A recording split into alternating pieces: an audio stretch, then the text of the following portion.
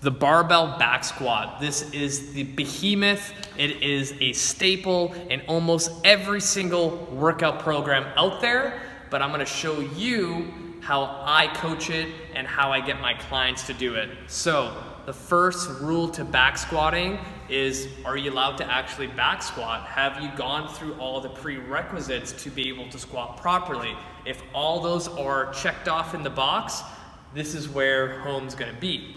So it all starts with the setup. So depending what kind of bar you have, I always kind of look for the markings on them. So depending on what you have, with this one, there's these two lines, and I always try to line up the back of my back into the middle, because if you line up too far left, too far right, something's gonna feel off when you go. The other thing that people screw up is where they place the bar on their back. So if I set up, I want to place the bar on the biggest part of my traps, right? It's going to be different for everyone. The thing that you don't want to do is having the bar on your neck. That's not going to feel good. You want to get down to the big fleshy part of your trap, and that's where home base is going to be for this exercise. The next part is hand position. So depending on how long your arms are, how short your arms are, will depend on where you're gonna place your hands. So find what feels comfortable for you. And what I want you to think of is when you're grabbing, you wanna be actively pulling down.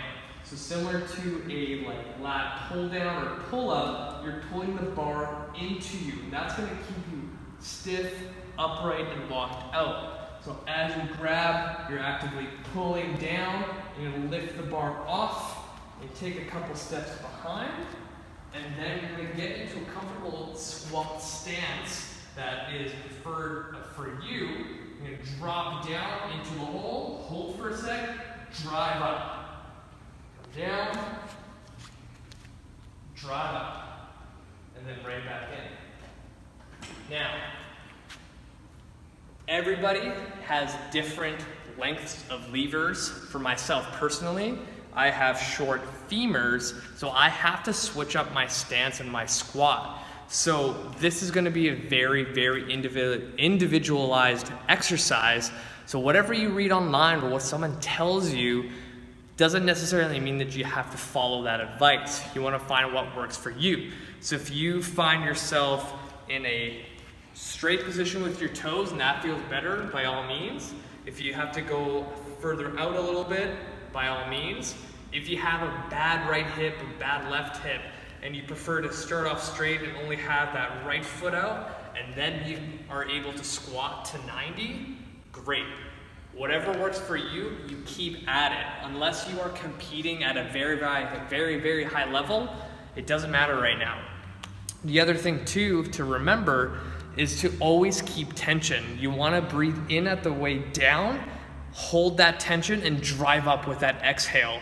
And putting that all together, your back squat should look good, feel good, and you'll be able to stack on some more weight as you progress. And again, if something doesn't feel right, stop and figure out from ground zero with the fundamentals.